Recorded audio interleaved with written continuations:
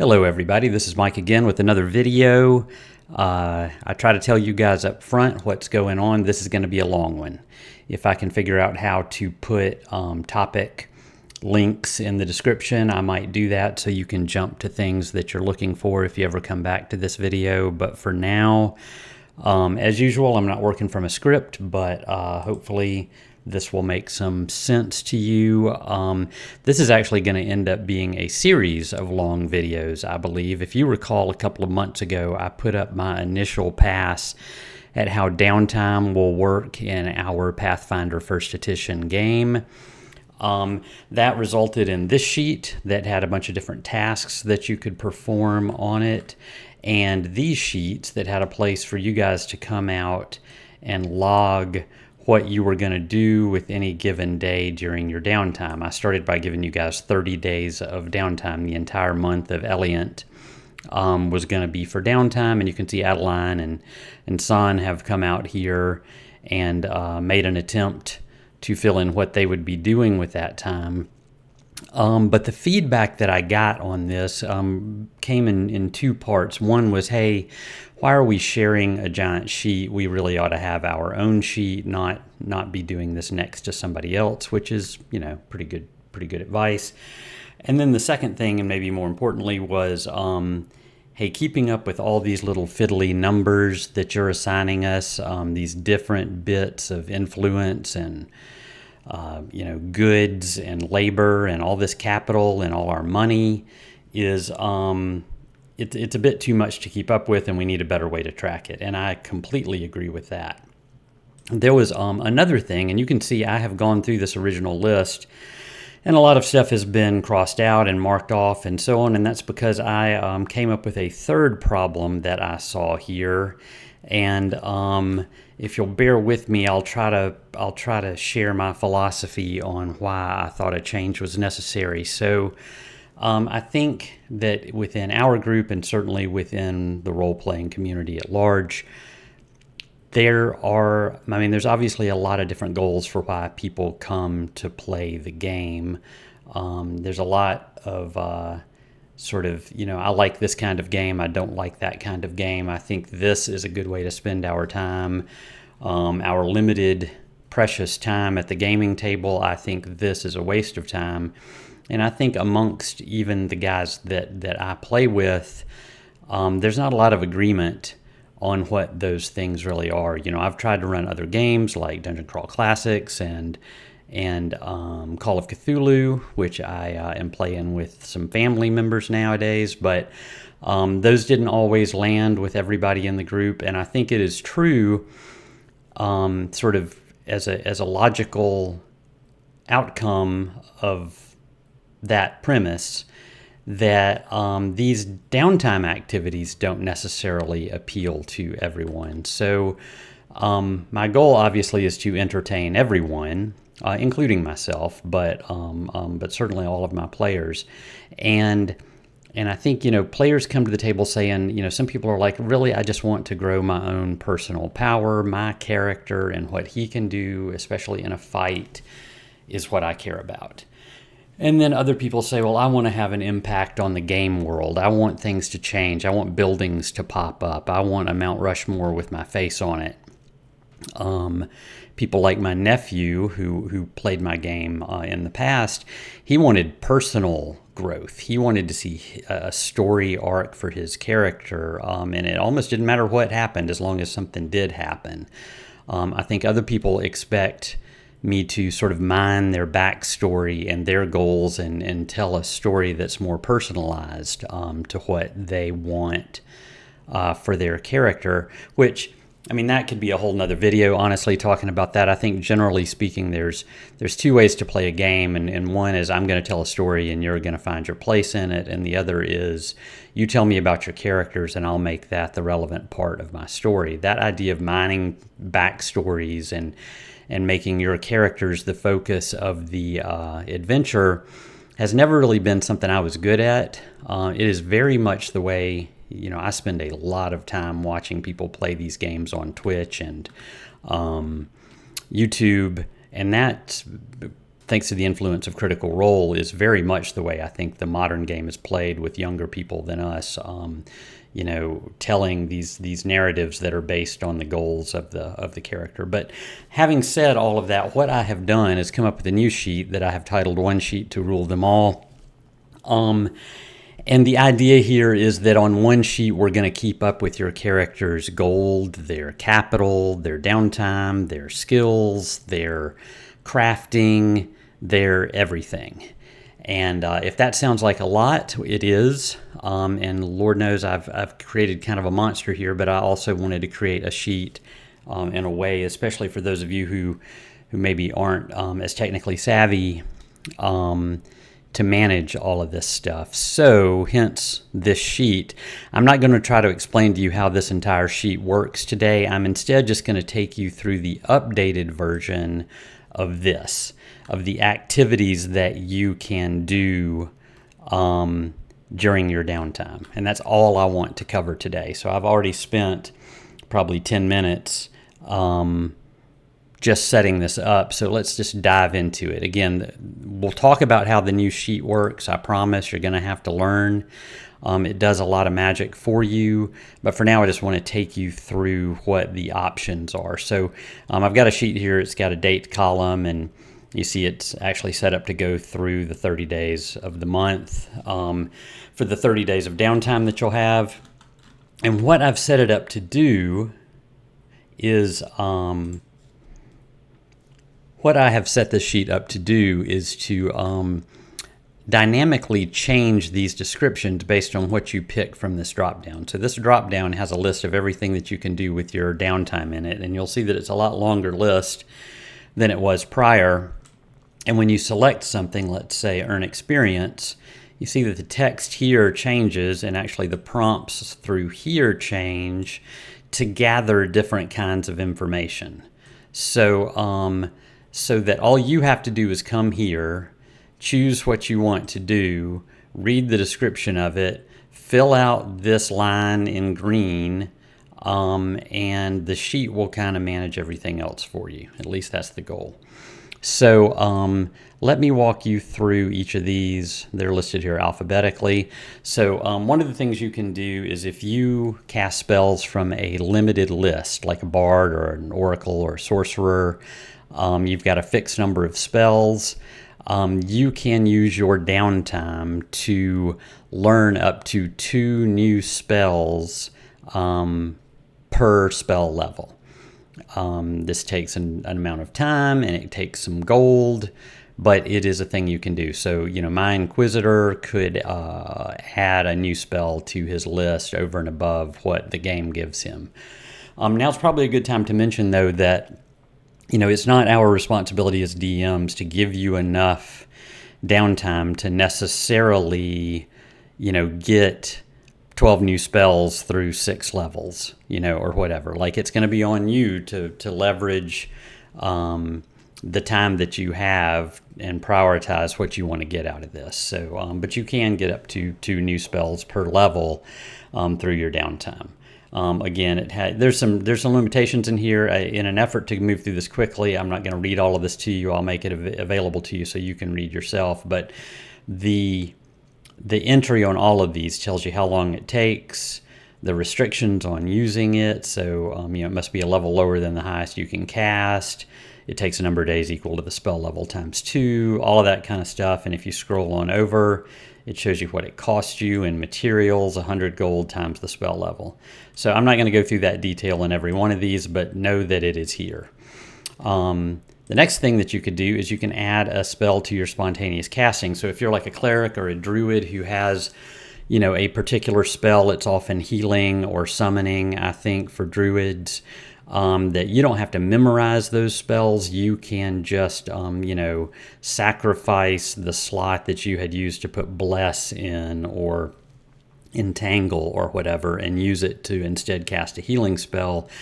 You can now put more spells into that available for spontaneousness list.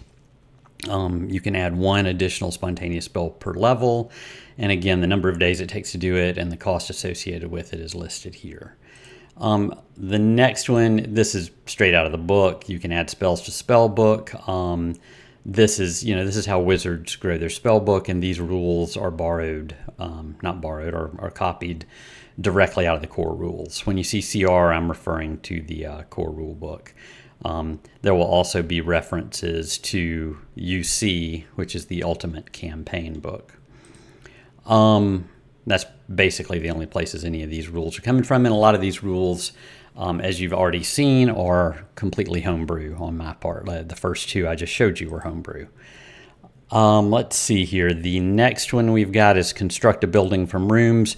We talked about this a lot before. This is what you guys were doing with this part of the sheet, where you came out here and figured out what rooms you wanted in your construction, and how long it was going to take, and what sort of resources it used to make it, and what would it earn for you, and so on.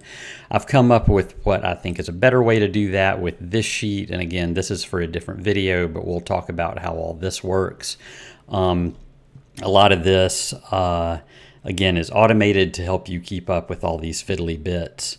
If you're the kind of person who wants to spend your time building rooms. So again, as a reminder, this is your way of building yourself a smithy or a tavern or a wizard's tower or whatever it is that you want to place on the map, and earn money from, and leverage, and that sort of thing. I've got an option here called craft a unique item. Did I skip one? No, I didn't. Craft a unique item. This is really probably something you're almost never going to use. This is not some. I didn't write up rules for this. This sounds like, hey, I want to make a super magic item. It's not that. This is for you to make the MacGuffin that is necessary to complete the quest, or to forward narrative goals, or something like that. So if you've got an idea for motivating some sort of in-game narrative, and there's not really a mechanism for making it happen, you want to become the mad scientist up in his tower trying to solve the problem. This is almost more of a role play type of thing than a mechanical thing that's gonna have you walking out with some sort of super sword or something like that. That's something we can talk about in more detail. Earn capital. This is right out of the the Ultimate Campaign book. This is if you want to spend your day getting some gold or getting some capital, so you can then turn around and devote it to building your buildings or growing yourself an organization. Then you've got to devote some time to earning these resources, assuming you didn't find them out in the world the last time you were adventuring, which I intend to make happen on a regular basis. The next one is earn capital unskilled.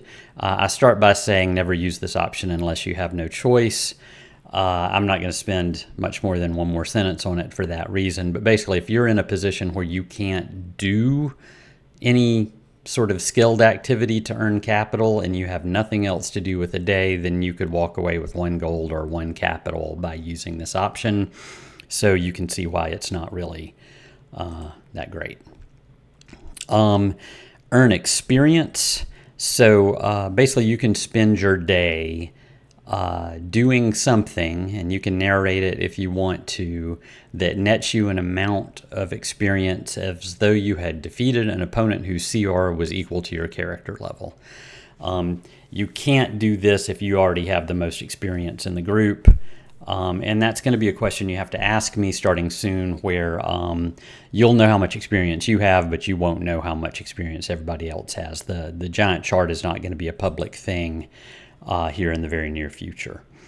The next thing is expand your cosmic awareness. If you have not seen the video that I posted just a few hours ago about the cosmic awareness skill, then you might want to look at it, and this will make more sense. But basically, if you aren't maxed on your cosmic awareness skill, you can sit in a day of meditation or yoga or doing psychedelic drugs or whatever it is that puts you in touch with the universe, and you can earn a rank of cosmic awareness. This only takes time. It doesn't require you any money like training other skills would. So this is just you opening your heart to the universe.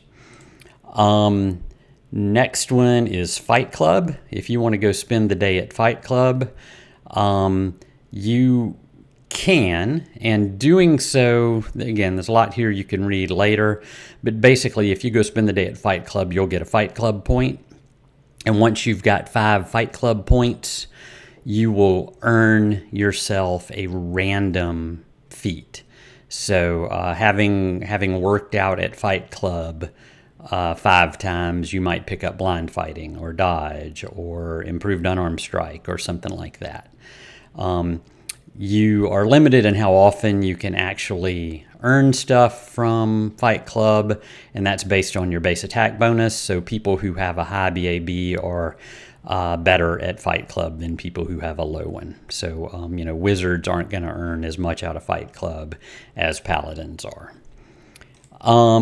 Let's see what's next. Gamble. I do have some written rules for how we could role play out gambling, but that's not this. If you want to say you spent the day gambling, and you can actually go on a gambling binge if you want to do 3 consecutive days of gambling. The amount that you might win or lose gets higher over time.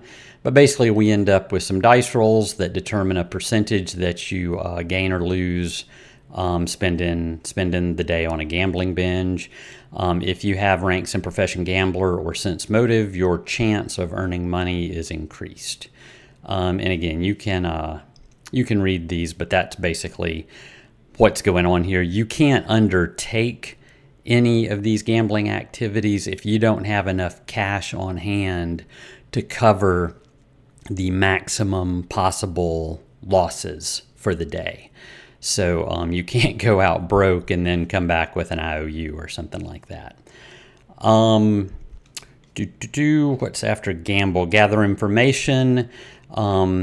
This really just uses the skills right out of the diplomacy skill in the book. If you want to devote your day to going out and asking questions of people, trying to figure out things, this is going to be in specific pursuit of narrative, plot points.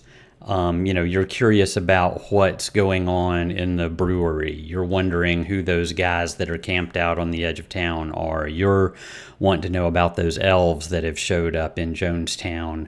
That's gather information. And if you happen to have certain buildings or certain teams, like a bar or bureaucrats, then you could get a bonus to the roll.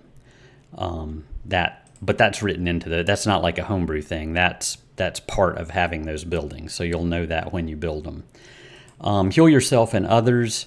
If you just want to heal naturally over time, then you don't need this skill. But if for some reason you want to accelerate your recovery speed, or if you have a reason to take care of a lot of patients at once, a lot of people you want to get back in the game faster. Maybe you've only got a limited amount of downtime and you can see that the team isn't going to heal in the amount of time that you have, especially if they've got some sort of debilitating conditions or something like that, then you can leverage this skill, and it is better. It basically uses the same rules that you'd use if you were healing out in the middle of the jungle, except there's no risks, there's no limits, and there's basically no costs. So while you're in a safe place like town, using a downtime day to heal up, you get the best possible outcomes. The next thing is manage followers.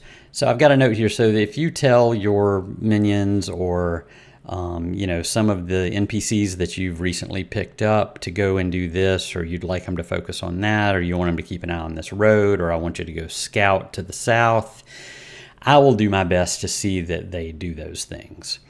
But if you devote a day to managing your followers, then up to some reasonable limit, I will devote my time to responding to what happens to them. So spending a day to sort of send them out and get reports from them and resolve what goes on with them is a good way to get me to focus on what you care about. I might do it without you choosing this, but, I also might not. Let's see. Next is promote a business. So you can use either your diplomacy, how charming you are, your knowledge of the local area, what people are interested in, or your spellcraft, so to entertain with fireworks or whatever, to draw attention to a business. It doesn't have to be yours.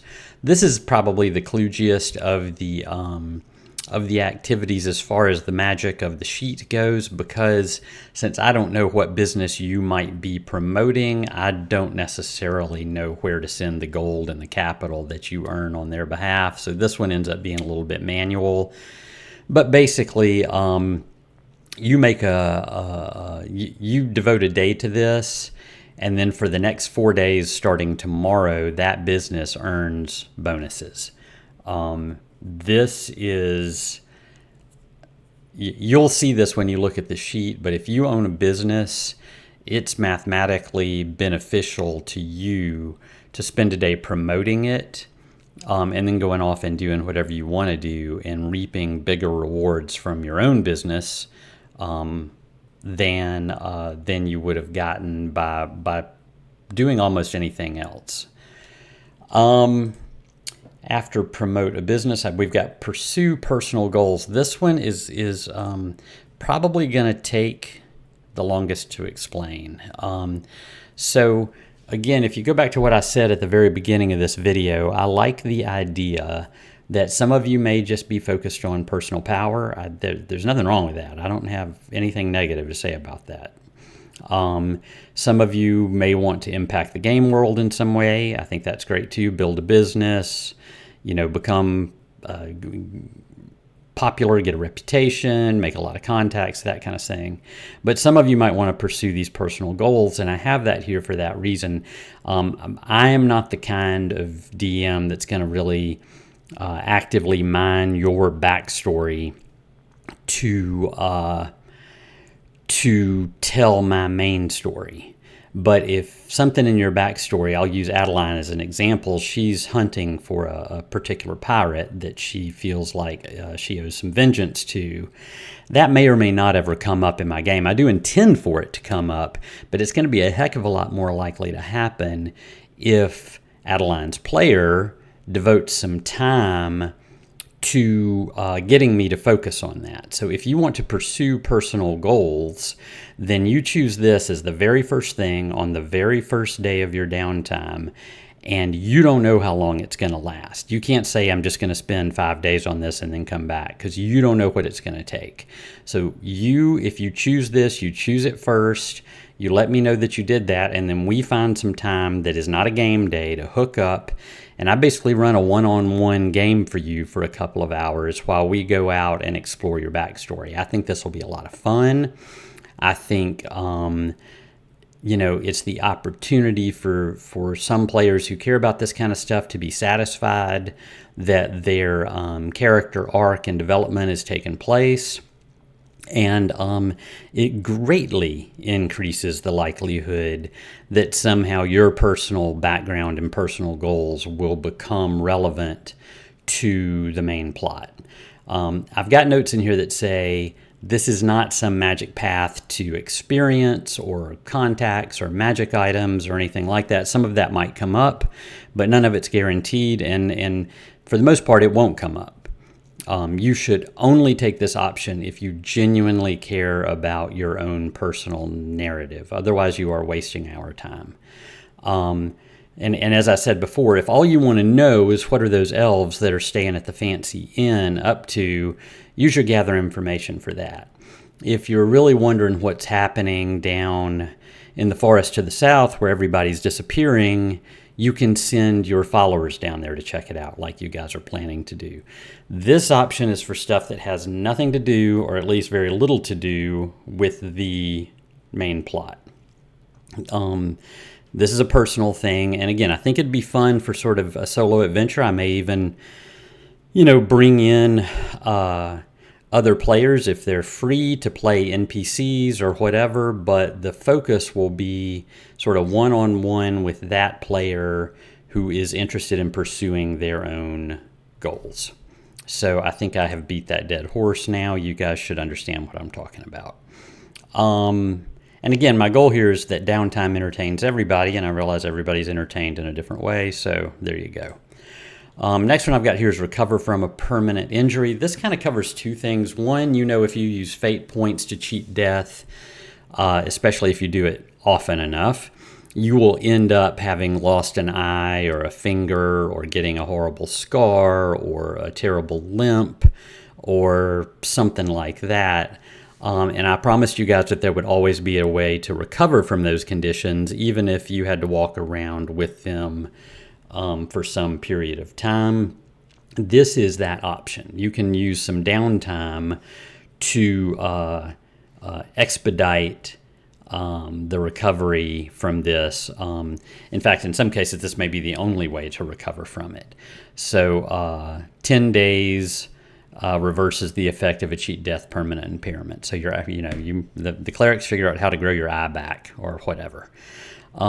You can also use this option to get the benefits of a restoration spell, which there's a 100 gold piece version of a restoration spell that that cures some kinds of problems. There's a 1,000 gold piece version that cures other kinds of problems. This option doesn't cost anything except time. It doesn't cost you any gold. So even if nobody in your party can cast a restoration spell, or even if they can, but they can't afford the components necessary to make it happen, if you'll just go get your butt in bed and say you are recovering from a permanent injury, after 2 days, you will have earned the benefits of a 100 gold piece restoration spell. After 10 days, you'll have a 1,000 gold piece restoration spell, which I realize that's a lot of downtime, but it's better than not getting better. And if you have no other options, then I wanted to make sure you had an option. Let's see, recruit for an organization. This is the same exact thing as constructing a building, right? But instead of building a structure, you are recruiting individuals to be on a team. And again, that is tracked on this fancy new sheet down here. We've got the organization down here, how much it costs, how much they earn for you, all that kind of stuff. Back to there. So all that's detailed. And again, we'll talk about all this in more detail. I had initially said, I've changed a lot of the rules that you saw in this original document. Again, as I kind of went through it and crossed all this stuff out, it was me reevaluating. I do this all the time with stuff. And if you recall, when I originally had recruit for an organization in here, I had it taking as many days as the whole activity took. Like you were out there doing all the recruiting yourself. Now I've set it to where it just takes you a day to kick off the recruitment effort, and then your minions and your machine kind of take care of everything. So it doesn't take as much time now to recruit all those people. And again, we'll get into more detail about how these work. I'm just trying to get through the list right now. The next few, I'll just jump through. Replace an animal companion, straight out of the book. If your animal companion, gets murdered somehow, or if you just don't like it anymore and you pull over the car and let it out and keep going, you can get yourself a new one. Rules are right out of the book. Same thing with the familiar, same thing, only different rules.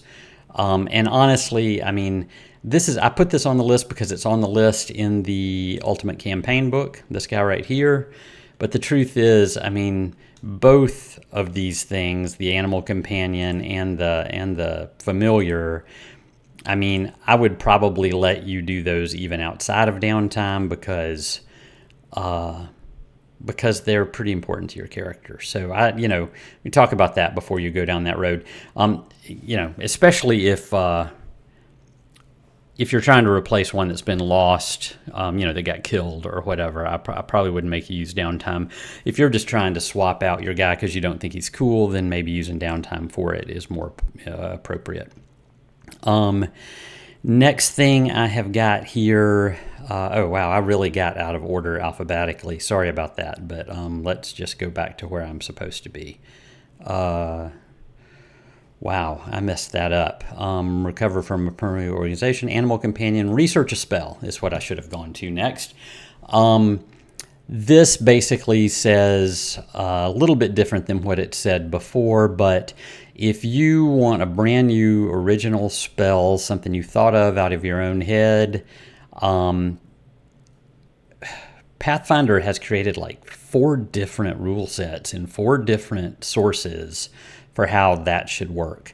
But I actually like what's in Ultimate Campaign. So those are the rules we're going to use. They're on page 86 of that book. But, there's a lot of splat out there, a lot of piezo splat, a lot of extra books that we're not using. If you can just find a spell that's currently unapproved from another source and you'd like to get it into the game, then all the cost, times, and everything will be halved. So much easier to get something from an approved piezo source into the game than for you to sit down with pen and paper and write an original spell. And it takes a long time to make all this happen, because I want you to really want it if this is what you're going to do. After research a spell is research facts and lore. This may seem similar to gather information, but gather information is using your diplomacy skill. Research facts and lore is using your knowledge skills. So this is you sitting down and doing research or going to the library or whatever, to find out some information. Again, I'm not sure why you would be doing this for any reason other than to investigate some specific plot point. So you're trying to figure out, where the Oralunga is, or what to expect if you confront Ross NC or something like that. And again, if you'll look at page 86 of the Ultimate Campaign book, you'll see details on exactly how this works and how your skills come into play and that sort of thing. We talked about recruiting for an organization, replacing animal companions, researching spells. Let's go to rest. Rest, basically, you can use your downtime to take advantage of bed rest, and just heal faster. It's just another version of heal yourself and others. There is a difference in the two. One is just to get your basic body and con and ability damage back, the kind of thing you do, and the other is to heal a group up in sort of like a hospital setting kind of thing. Again, if you're going to just heal naturally and you've got 30 days, I probably wouldn't devote a lot of time to that, but it's there if you need it. If you're in a pinch, or I think there's 1 or 2 of these activities that require you to be at full health before you can do them. So, that might be another reason to try to accelerate your healing. Next thing we've got is retrain. We've talked about this before in the Ultimate Campaign book. There are rules for retraining anything about your character. And I really love the rules. I think they're really well written. They do require some money out of your pocket. They require you to find a trainer. If what you're trying to do is really out of the mainstream or something, I'm just like, there aren't any 8th level witches around to teach you that obscure hex that you want to learn. You can still learn them. It just takes twice as long, because basically you're teaching yourself. So best to train and retrain things that are available for you to learn around there. Scheme for an upcoming adventure. I love this one, even though I think it might be a little confusing. I rewrote it because I wanted to make it more attractive an option. Basically, you use your downtime to prepare for something that's coming up in the future. So you've got to sneak into the Grung village, or you've got to climb down into the Laughing Gorge, or you're going to have to confront and negotiate with Ross NC. You do some research ahead of time to get a bonus to that roll when it happens. And I've made it so that you can get a pretty good bonus, a +5, just by spending some capital on it. So planning ahead to succeed is fun. What have we got? Sell an item. No, run a business. Did I skip run a business? Yeah. So if you have a building and it generates capital, you can spend a day working there, and you get a bonus to how much its income is going to be for that day. This is better over the course of a single day than the promote a business option. But promote is a nice fire and forget that nets you extra money over the course of 4 days, whereas this nets you extra money for just a single day. But 4 days of running a business will get you more than 1 day of promoting a business, which probably makes sense if you think about it. This list is long. Sell an item. This is basically you locate somebody to sell something to at full Sword Coast retail value. That's basically it. So if you've got a really expensive item and the idea of selling it for half price or 40%, the way I do it, to a vendor is just killing you, then you can spend 1 day per 10 day to go out and sell one item. Actually, it's 1 day per 2,000 gold in the sale price, but you've got a 20,000 gold piece item. You spend 10 days finding a buyer, and you get yourself 20,000 gold. There is no better way to make 20,000 gold, over 10 days on this list. Take it easy. This is one that you're not doing anything.